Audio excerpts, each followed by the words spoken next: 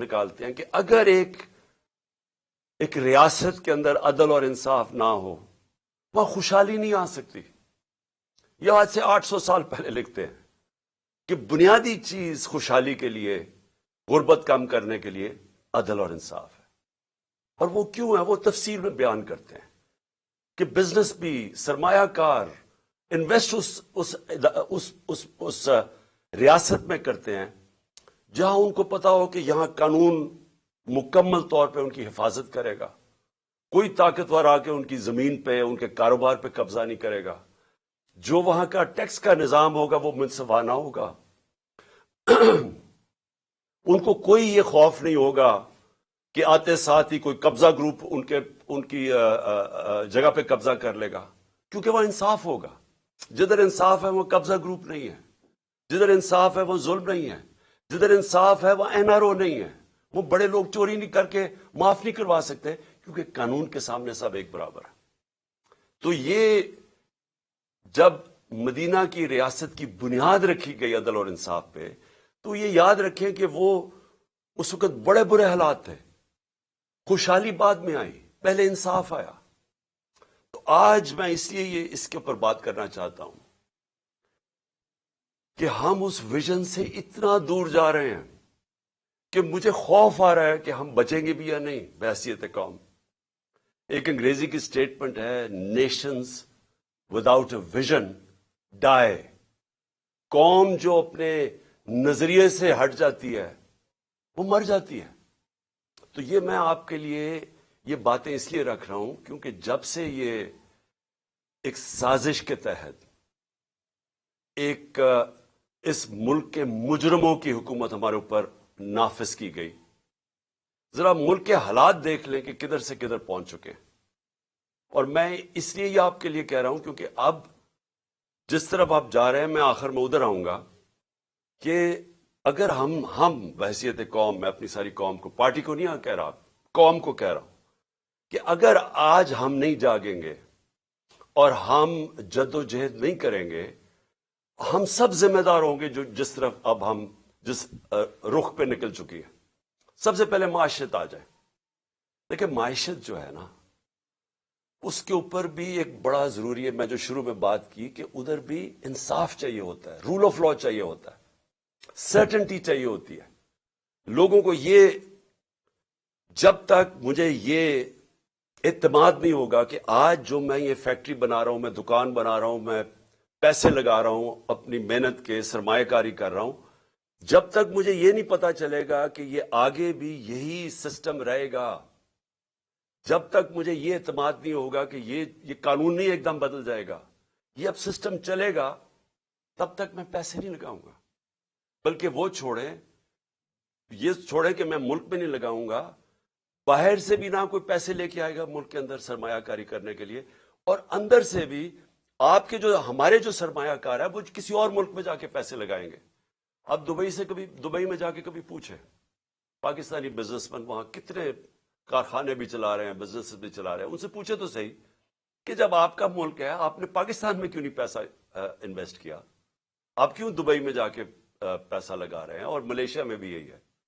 تو وہ سب سے پہلی بات کہیں گے کہ یہاں ہمیں اعتماد ہے ان کے قانون کے اوپر، ہمیں یہاں رول آف لا نظر آتا ہے، اس لیے ہمیں اعتماد ہے کہ جو ہماری انویسٹمنٹ ہے، جو سرمایہ کاری ہے، ان کا قانون اس کی حفاظت کرے گا، اس لیے لوگ انویسٹ کرتے ہیں.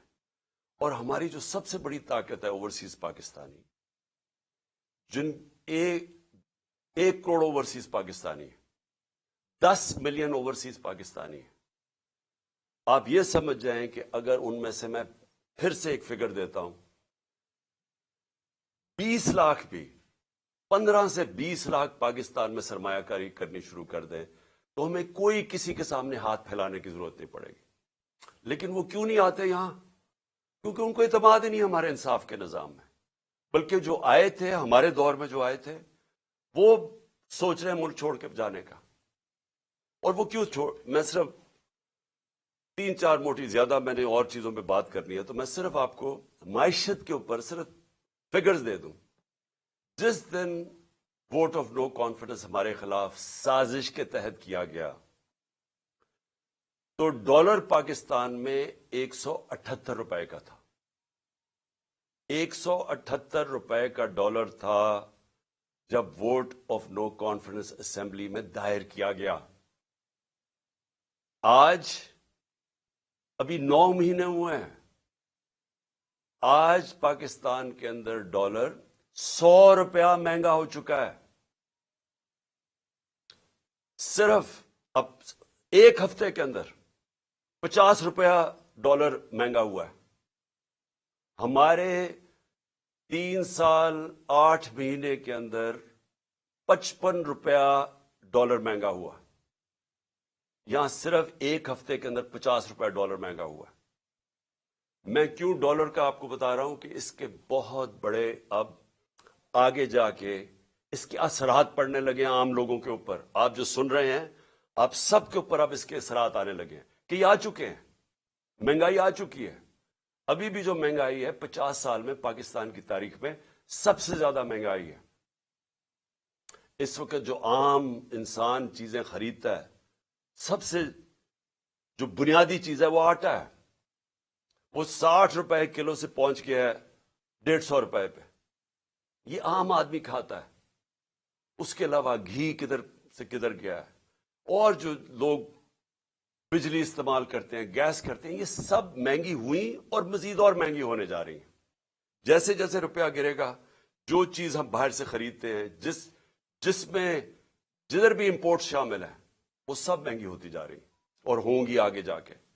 تو اس کے ابھی پورے اثرات آئے نہیں ہیں, آنے والے ہیں. تو یہ کیسے کون سی قیامت آئی تھی کہ پاکستان کے اندر اس طرح کی معیشت ڈوبنے کے اوپر کھڑی ہے. کیا ہوا؟ تیل کا ہی کہتے ہیں نا اثر. ہم تیل امپورٹ کرتے ہیں, تیل جب مہنگا ہوتا ہے, بجلی مہنگی, اس کا سارا اثر پڑ جاتا ہے ٹرانسپورٹ پہ, ہر چیز پہ, اور جب وہ ہر انسان کو افیکٹ کرتی ہے. تو تیل پھر سے میں بتا دوں کہ ہمارے دور میں 110 سے 115 ڈالر بیرل پہ گیا تھا. آج پہلے کوئی 75 ڈالر پہ چلا گیا تھا, نیچے گر کے اب کوئی 85 ڈالر کے اوپر تیل ہے بیرل. تو کس وجہ سے یہ ایک دم یہ جو طوفان آ گیا مہنگائی کا اور ہر چیز مہنگی اور روپے پہ پریشر. آج پاکستان کے ریزروز ادھر پہنچ گئے ہیں جدھر ہم نے جب ایٹمی دھماکہ کیا تھا تو اس سے بھی نیچے پہنچ گئے ہیں. تو جو ریزروز, اگر آپ اس کا مطلب یہ کہ جب آپ کے ریزروز گرتے ہیں تو روپے پہ پریشر پڑ رہا ہے, اور جب ریزروز گرتے ہیں اس سے بھی خوفناک چیز جو ہم سارے پاکستانیوں کو تشویش ہوگی سن کے کہ ہماری سیکیورٹی پہ اس کا افیکٹ جاتا ہے. ہندوستان کے ریزروز پتہ نہیں 550 ارب ہے. 550 ارب ڈالر ہیں. ہمارے 3 ارب ڈالر سے بھی نیچے گر گئے. کہاں 550 ارب ڈالر اور کہاں 3 ڈالر سے نیچے گرنے کا.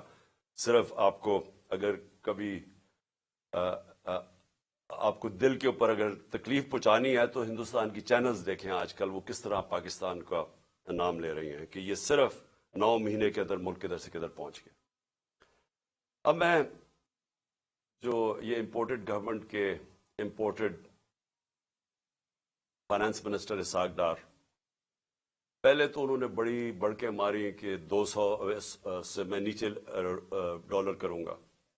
پھر IMF کو انہوں نے دھمکیاں دی, پھر موڈیز جو ریٹنگ ایجنسیز ہے اس کو دھمکیاں دی, اور آج اپنے گھٹنے ٹیک لیے ہیں اور آج کہہ رہے ہیں کہ جی کرتا تو سب کچھ اللہ ہے, اس کی مرضی کے بغیر تو کچھ نہیں ہوتا, لیکن اللہ نے بھی کوئی کنڈیشنز لگائی ہوئی ہے کہ میں تب تمہاری مدد کرتا ہوں تب تم یہ چیزیں کرو. اور اس کے بعد خیرات کے اوپر آ گئے ہیں کہ خیراتی اداروں کو کہیں گے کہ وہ آ کے مدد کریں پاکستان کی. اس کا مطلب کوئی روڈ میپ, کوئی سلوشن نہیں ہے, کوئی آگے راستہ نہیں ہے. ان کو کوئی پتہ نہیں ہے کہ اب یہاں سے آگے جانا کیسے. اور میں آپ کو پیشن گوئی کرتا ہوں کہ یہ اور یہ جو امپورٹڈ سارے لوگ مسلط کیے گئے یہ بھاگنے کی بھی تیاری کر رہے ہوں گے. ان کا سٹیٹ پاکستان میں نہیں ہے. اسحاق ڈار کے اور ان کے بچوں کی ذرا پراپرٹیز دیکھیں اور ان کے پیسے باہر کتنے پڑے. ان کا جو ماسٹر ہے نواز شریف, اس کی ذرا رہن سہن لندن میں دیکھیں کتنا ہے. آصف زرداری کی کتنی پراپرٹیز باہر پڑی ہوئی ہیں یہ سب کو پتا ہے, ہماری ایجنسیز کو پتا ہے. جو آج لوگ ان کی مدد کر رہے ہیں, جو ہینڈلرز پیچھے سے بیٹھ کے, ان سب کو پتا ہے کہ ان کی پراپرٹیز کتنی باہر پڑی ہیں, کتنا پیسہ اس ملک کا چوری کر کے گئے.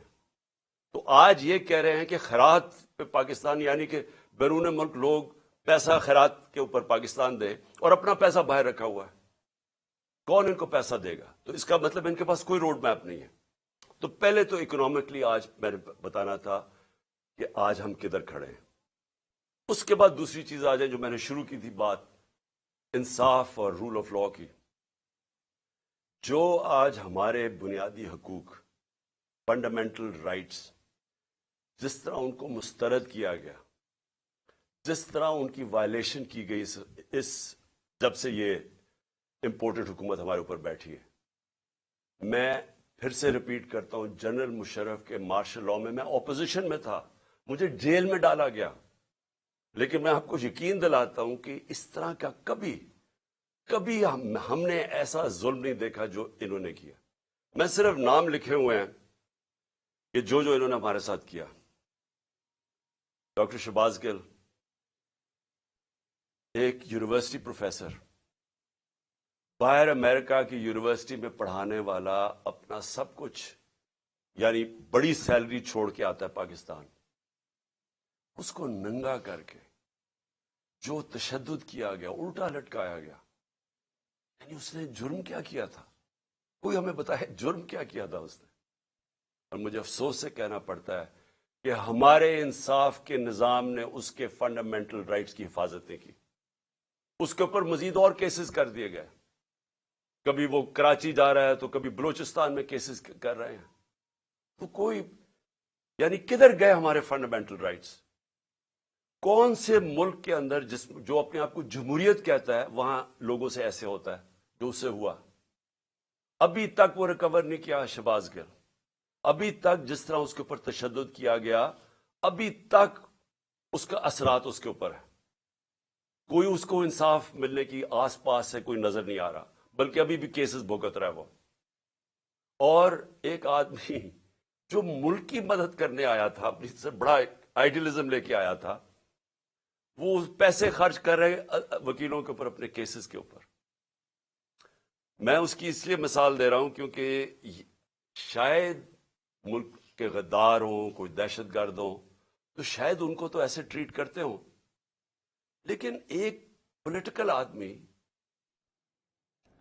لاہور میں چیئرمین پاکستان تحریک انصاف عمران خان خطاب کر رہے ہیں. اپنے خطاب کے آغاز میں ہی انہوں نے حکمران اتحاد کو کڑی تنقید کا نشانہ بنایا. ان کی جانب سے کہا گیا کہ ملک کی جو معاشی حالت ہے اس کے نتائج آپ سب تک پہنچیں گے جو بھی میرا یہ خطاب سن رہے ہیں. ان کی جانب سے کہا گیا کہ پاکستان اس وقت معاشی طور پر تباہی کے دہانے پر کھڑا ہے. سیاست ہو یا معیشت ہو, دونوں کا ہی بحران پایا جا رہا ہے پاکستان میں. لاہور میں chairman P T I Imran Khan اس وقت خطاب کر رہے ہیں. ان کی جانب سے حکمران اتحاد کی معاشی اور سیاسی پالیسیز کو کڑی تنقید کا نشانہ بنایا گیا. ان کی جانب سے کہا گیا کہ ملک میں انصاف کا نظام نہیں ہے اور ملک میں انصاف کی امید جو ہے وہ ماند پڑتی جا رہی ہے. اس وقت چیئرمین پاکستان تحریک انصاف عمران خان خطاب کر رہے ہیں اور ان کی جانب سے وزیر اعظم میاں محمد شہباز شریف کو بھی کڑی تنقید کا نشانہ بنایا گیا. ان کی جانب سے کہا گیا کہ ملک میں جو تباہ حالی مچی ہوئی ہے اس کا صرف ایک ہی حل ہے اور وہ ہے انتخابات کی تاریخ دیں اور جلد انتخابات کروائے جائیں. ملک میں ملک کی معیشت کو سنبھالا دینے کے لیے جلد انتخابات کروانا ضروری ہے اور لازمی ہو چکا ہے. چیئرمین پاکستان تحریک انصاف عمران خان کی جانب سے یہ کہا گیا ہے کہ جتنی جلدی انتخابات کروائے جائیں گے اتنی ہی جلدی ملک بحرانوں سے باہر آ سکے گا. لاہور میں chairman P T I Imran Khan اس وقت خطاب کر رہے ہیں اور ان کی جانب سے حکمران اتحاد کی معاشی اور سیاسی پالیسیز کو بھی کڑی تنقید کا نشانہ بنایا گیا ہے. اعظم سواتی سینیٹر باہر پیسے اس نے جا کے پیٹرول پمپ کے اوپر امریکہ میں کام جھاڑو دے کے اپنی بزنس بنائی, پیسہ بنایا, اور وہی آئیڈیلزم لے کے وہ پیسہ سب اپنا پاکستان بھی لے, پاکستان بھی آ گئے, سینیٹر بن گئے. ایک ٹویٹ کے اوپر, اور ٹویٹ اتنی سچی ٹویٹ ہے کہ باجوہ کو کہہ رہے ہیں کہ آپ نے NRO2 دیا, ساری قوم کہتی ہے اس نے دیا, اس میں تو کوئی شک نہیں ہے. اس کے اوپر جو تشدد کیا گیا, بچوں کے پوتے اور پوتیوں کے سامنے صبح کے 3 بجے گھس کے اس کو پہلے مارا، پھر حوالے کیا گیا نامعلوم افراد کے جن کا نام بھی انہوں نے لیا ہے، اور ان کو اس کے اوپر ننگا کر کے پھر تشدد کیا، پھر ایک گندی ویڈیو بنا کے بیوی کو گھر دے دی، بیوی اور بیٹی کو. یعنی یہ کون سی بنانا ریپبلک میں کدھر گئے فنڈامنٹل رائٹس؟ پھر آگے آ جائیں فواد چودھری، پھر صبح کے 3-4 بجے پہنچ گئے گھر، ادھر سے پھر اٹھایا، ہتھکڑیاں لگائیں، اوپر کپڑا، یعنی یہ کوئی دہشت گرد تھا کیا تھا؟ اس کو پھر پھرایا چاروں طرف، اور جو اس سے کیا، چھوٹی بیٹیاں وہ ٹرامیٹائزڈ، بیٹیوں کے اوپر اثرات ابھی تک. پھر شندانہ گلزار، کیا اس نے شندانہ نے کیا کہ اس کو دہشت گرد بنا دیا؟ جمہوریت ہے آپ اگر کوئی بیان دیتا ہے اس کو مسترد کر دیں. یہ کیسے ہو گیا کہ اس کے بیان کے اوپر اس کو دہشت گرد بنا دیا، اس کے اوپر کیس کر دیا دہشت گردی کا؟ پھر شیخ رشید کو پہلے، اور فواد چودھری کو ہائی کورٹ 4 دفعہ ہائی کورٹ نے آئی جی کو کہا کہ میرے سامنے فواد کو لے کے آؤ. آئی جی نے کوئی پرواہ نہیں کی، کہیں اور سے آرڈر مل رہے تھے، کوئی فکر نہیں کی انہوں نے. اور پھر شیخ رشید بیل دے دیتی ہے عدالت، اسلام آباد ہائی کورٹ، اور کیسز ڈال کے اس کے اوپر کیسز پہ کیسز بنائی جا رہے ہیں، اور اس کو رکھا ہوا ہے. ایک کتنی دفعہ شیخ رشید منسٹر بن چکے ہیں، عمر ان کی 75 سال ہے، رات کو ہتھکڑیاں باندھ کے ان کو کمرے میں رکھا ہے، ان کے اوپر کپڑا ڈالا رکھا ہے. یعنی یہ میں اپنے انصاف کے نظام کو آج پوچھ رہا ہوں، کدھر گئے ہمارے فنڈامنٹل رائٹس؟ اور پھر میں گرانا چاہتا ہوں، عمران ریاض کو اٹھایا. ہر وہ آدمی جو رجیم چینج کے جو صحافی خلاف ہے، ہر اس آدمی کو سنگل آؤٹ کیا انہوں نے، ہر اس آدمی کے اوپر، جس طرح عمران ریاض کو یہ دوسری دفعہ اٹھا کے لے کے گئے تھے. ارشد شریف کی جو سارے اس ملک کے لیے جو سب سے دردناک کہانی ہے صحافیوں کی تاریخ میں، جو اس سے کیا گیا، ملک سے باہر پھر قتل کیا گیا، اس کو شہید کیا گیا. ایاز امیر، سمیع ابراہیم، غلام حسین، جو لوگ رجیم چینج کے خلاف لکھتے تھے، تنقید کرتے تھے، ان ساروں کو باری باری کہیں نہ کہیں ان کو ڈرایا، دھمکایا، اٹھایا گیا. سوشل میڈیا کے ہمارے لڑکے، انہوں نے مجھے ایسی کہانیاں سنائی ہیں جو ہمارے نہیں بھی تھے، انہوں نے لوگوں نے آ کے بتایا ہے، جو ویسے سوشل میڈیا پہ جو تنقید کر رہے تھے، ان کو راتوں کو اٹھایا، ان کو بھی لے کے گئے، کہیں کو ننگا کیا، وہی ایک سٹینڈرڈ چیز تھی. خالد گجر ہمارے ایم این اے کے کینڈیڈیٹ ہیں، ان کے بھائی شبیر گجر ایم پی اے رہ چکے ہیں. کل رات ان کے اوپر پولیس پہنچ کے ان کے گاؤں کے اوپر سراؤنڈ کر دیا، گاڑیاں توڑی وہاں. فروخ حبیب، اس کے اوپر ڈکیتی کا کیس ڈال دیا.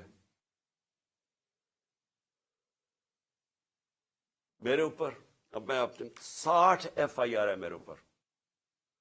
اور جو سب سے حیران کن چیز یہ ہے کہ اگر میں ایکس پرائم منسٹر ہوں، اپنی ایف آئی آر نہیں کٹوا سکا، اور اس کے بعد جو جی آئی ٹی بنی تھی، جو چیزیں نکال رہی تھی، جس میں واضح ہو گیا کہ اور وہ لوگ شامل تھے جن کو میں نے 3 نام جو نامزد کیے تھے کہ جو ایف آئی آر میں، وہ واضح ہو گیا کہ وہ اس کے پیچھے ہے.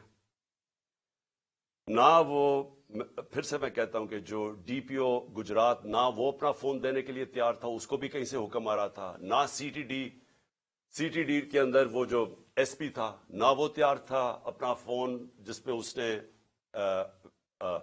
وہ جو دوسری ویڈیو بنائی تھی، وہ جو شوٹر تھا نوید یا ندیم، نہ انہوں نے دیا، نہ انہوں نے کوآپریٹ کیا. لیکن جو رپورٹ درج کروائی گئی عدالت نے، جی آئی ٹی نے عدالت میں جو رپورٹ درج کروائی، اس کے اندر یہ چیز واضح ہو گئی کہ 3 شوٹر تھے، ایک نہیں تھا، تو دینی انتہا پسند کا سارا ختم ہو گیا کیس. لیکن جو سی ٹی ڈی کے اندر جب اس کو نوید کو اٹھا کے سی ٹی ڈی لے کے گئی، تو وہاں 5 نامعلوم افراد تھے. کیا کام تھا ان کو سی ٹی ڈی میں؟ تو کیا اگر کسی میں کوئی شک ہے تو اب یہ شک ہٹ جانا چاہیے کہ یہ جن لوگوں نے کروایا تھا ان کا کام میری حفاظت کرنا تھا. انہوں نے یہ کروایا سب کچھ, اور اس لیے وہ کور اپ کر رہے ہیں. کیئر ٹیکر گورنمنٹ کیسے ہو سکتی ہے کہ جے آئی ٹی کی جو پنجاب گورنمنٹ نے نوٹیفائی کی ہوئی جے آئی ٹی اس کو بند کر دیا, اس کا کام نہیں کرنے دے رہا ہے. کس چیز کا خوف ہے؟ کیونکہ طاقتور لوگوں نے اپنا فیصلہ کیا ہوا ہے کہ اگر وہ قانون کے اوپر ہے, یہ ہے. اور پھر میں واپس جاتا ہوں کہ یہ سارے جو میں نے آپ کو کیسز اس لیے بتا رہا ہوں کہ یہاں رول آف لا نہیں ہے, یا انصاف ختم کر دیا ہے, یا جنگل کے قانون کی طرف نکل گیا پاکستان. اور کوئی ملک جدھر انصاف اور رول آف لا نہیں ہے وہاں خوشحالی نہیں آ سکتی. یہ ہم اندھیرے کی طرف لے کے جا رہے ہیں, اور یہ مزید جتنی یہ اور کوششیں کر رہے ہیں, جتنا ہمیں ڈرانے دھمکانے کی, یہ صرف ثابت کر رہے ہیں کہ اس ملک میں مائٹ از رائٹ ہے, جس کی لاٹھی اس کی بھینس, کہ کوئی انصاف نہیں ہے کمزور کو. یہ ثابت کر رہے ہیں کہ یہ جو لوگ اوپر بٹھائے ہوئے ہیں ہمارے, ان کا صرف مقصد ہی ایک ہے کہ کسی نہ کسی طرح اپوزیشن کو ڈرا دھمکا کے ختم کرو, تاکہ یہ ختم ہو جائے. تو پھر وہ جو میں جس کا نام 12th مین بھی رکھا ہوا ہے, وہ لڑنے سے بھاگا بھاگا ہے. جب وہ سمجھ جائے کہ اب گراؤنڈ تیار ہو گئی ہے, تو تب وہ آ کے الیکشن جیت کے تو کہے جی دیکھے بہت بڑا مارکا مارا. یہ صرف گیم پلان ہے. لیکن جو تیسرا میرا پوائنٹ ہے کہ جو پولیٹیکل اس وقت جو ہمارے ملک میں پولیٹیکل انسرٹنٹی ہے, جس کی وجہ سے کبھی بھی معیشت ہماری کبھی بھی وہ استحکام اس میں نہیں آ سکتا جب تک آپ پولیٹیکل سٹیبلٹی نہ لے کے. تو ہم نے جب فیصلہ کیا, میں نے فیصلہ کیا کہ ہم اپنی 2 گورنمنٹس کو ڈیزالو کرتے ہیں, پختونخوا اور پنجاب کو, تو اس کے پیچھے اپنا ملک کا سوچ رہا تھا. کہ میں نے سوچا کہ اگر ہم, آئین کہتا ہے کہ جیسی آپ اپنی گورنمنٹ ڈیزالو کرتے ہیں, جو گورنر ہے اس نے 90 دن کے اندر الیکشن کی ڈیٹ دینی ہے. یہ پاکستان کا آئین ہے. میں نے وہ آئین سوچ کے اپنی گورنمنٹس کو ڈیزالو کیا تھا, اور مجھے تب لوگ کہتے گئے ہمارے کہ یہ نہیں کریں گے, کہ یہ جو طاقتور لوگ ہیں یہ نہیں ہونے دیں گے. اور انہوں نے پوری پہلے کوشش کی کہ کسی نہ کسی طرح ہمیں پنجاب میں کانفیڈنس ووٹ نہ ملے, پھر کہ ہم ڈیزالو نہ کر سکے تھے. ڈرایا دھمکایا, یہاں آ کے بیٹھ گئے وہ طاقتور ہینڈلرز, اور انہوں نے پوری کوشش کی. لیکن اللہ, ایک پلان اوپر والے کا بھی ہوتا ہے نا, وہ کامیاب ہو گیا.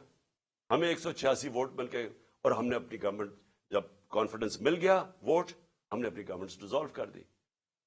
اب یہ سارا ملک اب تماشا دیکھ رہا ہے کہ ابھی تک 18 دن ہو گئے ہیں, دونوں گورنرز نے ڈیٹ نہیں دی الیکشن کی, اور یہ جیسے 90 دن ختم ہوں گے تو ساری قوم سمجھ جائے کہ اس کے بعد یہ آرٹیکل 6 لگے گا ہر کوئی جو گورنمنٹ میں بیٹھا ہوگا, کیونکہ وہ بالکل گورنمنٹ, جو بھی گورنمنٹس ہوں گے ایلیگل ہو جائیں گی, وہ آئین کے خلاف ہو جائے گی. اور جو بھی یہ کوشش کر رہا ہے کہ کسی طرح اس کو آگے کھینچا جائے, اور وہ ہمیں پتہ ہے کون کوشش کر رہے ہیں. ایک تو یہ جو امپورٹڈ ڈاکو بیٹھے ہوئے ہیں ہمارے اوپر, یہ خوف زدہ الیکشن سے, ان کو پتہ ہے کہ الیکشن میں یہ جیت نہیں سکتے, اور انہوں نے تیاری کی ہوئی تھی کہ جتنا ٹائم گزرتا رہے گا اس کے اندر یہی حربے استعمال کر کے ہمیں کمزور کرتے جائیں گے, ایف آئی آرز کاٹتے جائیں گے. عمران خان کی جیل کی پلان کیا ہوا ہے کہ اس کو جیل میں ڈالیں گے, اور پھر ہمارے جو سینئر لوگ ہیں ان کو اسی طرح ہراساں کرتے جائیں گے, جو بولنے والا ہوگا اس کا منہ بند کرنے کی کوشش کریں گے. تو یہ ان کا پلان تھا کہ یہ آہستہ آہستہ جب بالکل ہم کمزور ہو جائیں گے تو تب پھر یہ الیکشن کی کوئی ڈیٹ دیں گے. لیکن ہم نے یہ جو اپنی گورنمنٹ ڈیزالو کر کے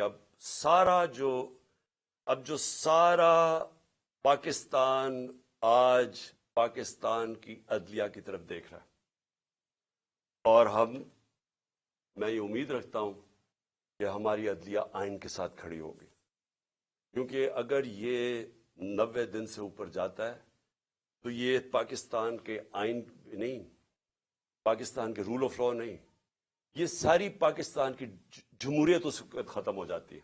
اس کا مطلب جمہوریت نہیں ہے یہاں, کیونکہ جمہوریت تو چلتی ہے آئین کے اوپر. تو لہٰذا یہ سب اب سارا قوم تماشا دیکھ رہی ہے کہ کیا 90 دن میں الیکشن ہوگا یا نہیں ہوگا. میں ابھی آپ کو کہہ رہا ہوں کہ یہ جو امپورٹڈ حکومت ہے یہ اتنی خوفزدہ الیکشن سے, کیونکہ انہوں نے پوری کوشش کی سب کو ملا کے, جو 16 जुलाई को इलेक्शन हुए थे, बाई इलेक्शंस पंजाब में, उसके बावजूद हार गए। फिर उसके बाद सारी जमातें एक टिकट पे लड़ी, फिर हार गई, वो जो अगला अक्टूबर में इलेक्शन हुआ था। तो ये डरे हुए इलेक्शन से, तो ये इलेक्शन से डरे हुए हैं, मुल्क तबाही की तरफ लेके जा रहे हैं। रोड मैप है कोई नहीं, कोई चीज कंट्रोल में इनके नहीं है, सिर्फ और सिर्फ इस डर से कि इलेक्शन ना हार जाएं। इनको कोई फिक्र नहीं है कि मुल्क बर्बाद हो जाए, क्योंकि इनके पैसे बाहर पड़े हुए हैं, इनका पाकिस्तान में स्टेक ही कोई नहीं है। इन्होंने फिर से मैं कह रहा हूं, ये फिर बाहर भागेंगे। लेकिन इस जो मुल्क में रहने वाले लोग हैं, उन सबको तो सोचना चाहिए ना कि हम किधर जा रहे हैं, और उनको फिक्र करनी चाहिए, हम सबको फिक्र करनी चाहिए कि अगर ये मुल्क नहीं है तो हम नहीं है। और अगर जिस तरह माइशत तबाह होती जा रही है, तो सबसे पहले तो हमारी सॉवरेंटी जा रही है, आजादी हमारी जाएगी, और जो हम पहले से कह बैठे हैं। तो मैं आखिर में अब मैं खत्म करने से पहले, मैं ये जो दहशतगर्दी हुई, दहशतगर्दी को भी पूरी कोशिश की गई कि किसी ना किसी तरह इससे सियासी फायदा उठाया जाए। मैं ये शहबाज शरीफ के सामने रखना चाहता हूं, क्योंकि शहबाज शरीफ को कोई या तो यादाश्त खत्म हो गई है, या प्रेशर में आके इनको चीजें नहीं याद। तो इन्होंने कहा जी केपी ने पैसा नहीं खर्च किया या कुछ नहीं किया, या केपी जिम्मेदार है। मैं सिर्फ आपको बताना चाहता हूं कि पख्तूनख्वा में 2013 में जब हमारी हुकूमत आई थी, तो तकरीबन 700 पुलिस वालों ने शहादतें दे चुके थे। पुलिस डिमोरलाइज थी, पुलिस के हालात बुरे थे उस वक्त, क्योंकि पुलिस अपने आप को डिफेंड कर रही थी, लोगों को कैसे डिफेंड करती। और सबसे ज्यादा जो कुर्बानी दी वो पख्तूनख्वा और अब जो कबायली इलाका उसका हिस्सा बन गया, कबायली इलाके के लोगों में सबसे ज्यादा कुर्बानी, और उसके बाद पख्तूनख्वा के लोगों ने सबसे ज्यादा वॉर ऑन टेरर में कुर्बानी दी। इसलिए कल वो इतनी तादाद में निकले हैं अमन मार्च में, क्योंकि उनको खौफ है कि फिर से ऑपरेशन शुरू हुआ, फिर जिसको तो ऑपरेशन होगा तो उसमें बेकसूर शहरी मारे जाते हैं जिस तरह पहले वो मारे गए थे। तो इसलिए उनको खौफ आ रहा है कि किसी तरह ये अमन हो वहां, ये फिर से ऑपरेशन ना शुरू हो जाए। लेकिन जब शहबाज शरीफ ने कहा ना कि हमने कोई तवज्जो नहीं दी, तो मैं जरा सिर्फ आपको फिगर्स बताना चाहता हूं। 9 साल, और मुझे इस चीज का फख्र है कि हम जब 2013 के ऊपर आए, तो सिर्फ आप ग्राफ देख लें दहशतगर्दी का, उससे पहले देख लें और उसके बाद सारा दहशतगर्दी नीचे आई, और वो नीचे आई मैं बताऊंगा क्यों आई। और हम जब फेडरल गवर्नमेंट में थे तो क्यों नहीं इस तरह की दहशतगर्दी थी। तब हम जिम्मेदारी तब लेते हैं जब हम गवर्नमेंट में बैठे हुए थे। जब गवर्नमेंट से 9 महीने निकल चुके हैं, जिम्मेदारी आपकी है, नाअहली आपकी है। पख्तूनख्वा ने 9 सालों में 2013 के बाद 600 अरब रुपया खर्च किया सिक्योरिटी के ऊपर। उससे पहले ट्रेनिंग का एक पुलिस का स्कूल था, 4 स्कूल बनाए हमारे होते हुए, 4 नए स्कूल बनाए गए पुलिस के हमारे दौर में 9 सालों में। उससे सबसे इंपॉर्टेंट चीज कि एलीट ट्रेनिंग स्कूल बनाया नौशहरा में, ये एलीट पुलिस उसकी ट्रेनिंग की जाए। स्पेशल कॉम्बैट फोर्स बनाई गई जिसका सिर्फ मकसद था कि दहशतगर्दी के लिए उनको ट्रेन किया जाए। इसकी वजह से दहशतगर्दी नीचे आई। फिर शहबाज शरीफ ने कोई कहा कि जी फोरेंसिक डीएनए की लेबोरेटरी नहीं बनी। 2017 में खैबर मेडिकल कॉलेज में डीएनए की लेबोरेटरी बनाई गई। तो मैं ये जो झूठ बोले गए वो खत्म करना चाहता हूं। फिर उसने कहा कि फाटा का जो बजट है उसमें सारे सूबे कंट्रीब्यूट कर रहे थे। जब फाटा का मर्जर हुआ तो सब ने फैसला किया कि हाँ हम पैसे देंगे, ताकि फाटा जब हिस्सा बना पख्तूनख्वा का तो उसको आराम से अब्जॉर्ब करने के लिए ये फैसला हुआ था।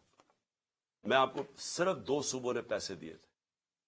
वो जो कमिटमेंट की थी कि 4 सूबे अपने एनएफसी अवार्ड से पैसे देंगे, सिर्फ 2 सूबों ने दी। पख्तूनख्वा ने खुद दिए और दूसरा पंजाब ने दिए, बाकी 2 सूबों से पैसा नहीं आया वहां। और जब हमारे दौर में हमने 55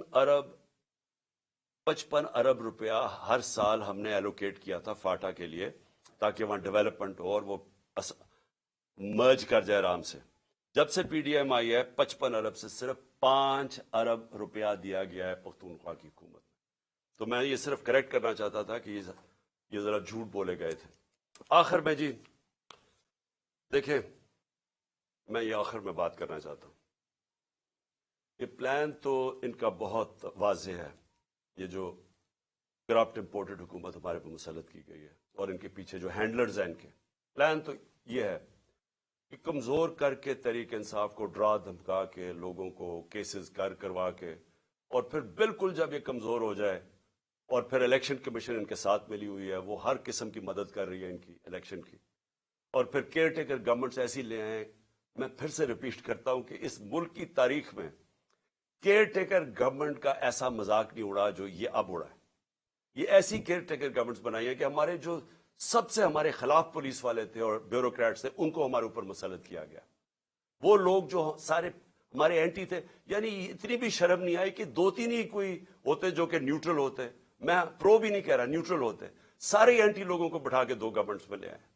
الیکشن کمیشن بھی ان کی, کیئر ٹیکر گورنمنٹس بھی ان کی, پیچھے سے جو مدد بھی ان کی آ رہی ہے, اور اس کے بعد کیسز کروا کے اور جیلوں میں ڈول کے تو پھر یہ الیکشن کا پلان بنا ہوا ہے.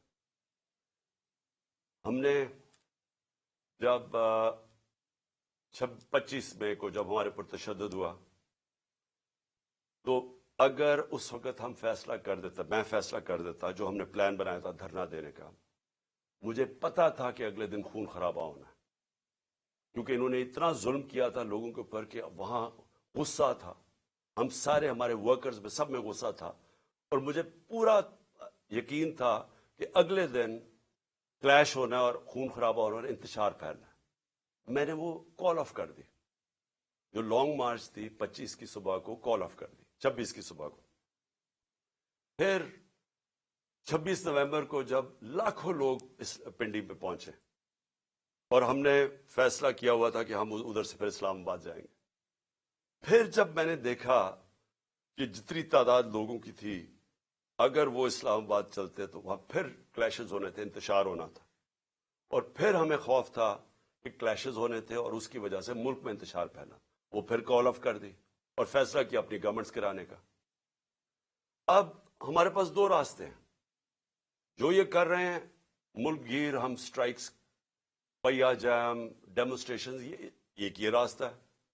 یہ بھی ویسے جمہوریت کا راستہ ہے, لیکن معیشت کا اتنا برا حال ہے کہ اگر ہم اس راستے پہ نکل گئے تو مزید اور نیچے جائے گا. اس لیے میں آج اپنے سارے ورکرز کو, پاکستانی قوم کو, آج سب کو کہتا ہوں کہ تیاری کر لیں. ہم نے جیل بھرو تحریک کرنی ہے. انہوں نے ہمارے اوپر اب اسی طرح کا تشدد کیا. میں اپنے نوجوانوں کو, قوم کو, لوگوں کو تیار کر رہا ہوں کہ اگر یہ سمجھ رہے ہیں کہ اس طرح کا تشدد کرتے رہیں گے اور چپ کر کے بیٹھے رہیں گے تو ہم بہتر یہ ہے کہ بجائے ہم توڑ پھوڑ کریں اور سڑکوں پہ نکلیں, جو ہماری پارٹی تیار ہوئی ہے اس وقت, ہم سارے تیاری کریں جیل بھرو تحریک کی, اور ہم انشاءاللہ پاکستان کے سارے جیلوں بھر دیں گے تاکہ ان کا شوق پورا ہو جیلوں کا. کہ اگر یہ سمجھ رہے ہیں کہ ہمیں اس سے خوف زدہ کر دیں گے اور ہم کسی طرح چپ کر کے پیچھے ہٹ جائیں گے اور اجازت دے دیں گے ان چوروں کو پھر سے اپنے اوپر مسلط کرنے کے لیے, تو یہ ہم ان کا شوق پورا کر دیتے ہیں. تو ساری پارٹی کو اور میں اپنی قوم کو آج کہنا چاہتا ہوں کہ وقت آ گیا ہے, ہم تیاری کریں. میں کال دوں گا, آپ سب تیاری کریں جیل بھرو تحریک کی, اور جیسے میں آپ کو سگنل کروں گا تو سارے ہمارے لوگ نکلیں گے اور ہم اپنی جا کے گرفتاریاں دیں گے, تاکہ ایک ہی دفعہ ان کو پتہ چل جائے کہ قوم کھڑی کدھر ہے. ہمیں پتہ ہے جیلوں میں کتنی کیپیسٹی ہے, اور مجھے پتہ ہے کہ قوم کتنی تیار ہے نکلنے کے لیے, تو ان کا بھی شوق پورا ہو جائے گا کہ دیکھ لیں گے کہ قوم کھڑی کدھر ہے. اس لیے میں آج ساروں کو تیار کر رہا ہوں اور میرے آپ نے سگنل کی انتظار کرنی ہے. پاکستان پائندہ باد. لاہور میں چیئرمین پاکستان تحریک انصاف عمران خان خطاب کرے تو ان کی جانب سے جیل بھرو تحریک کا اعلان کر دیا گیا. ان کی جانب سے کہا گیا کہ تحریک انصاف اس بار سڑکوں پہ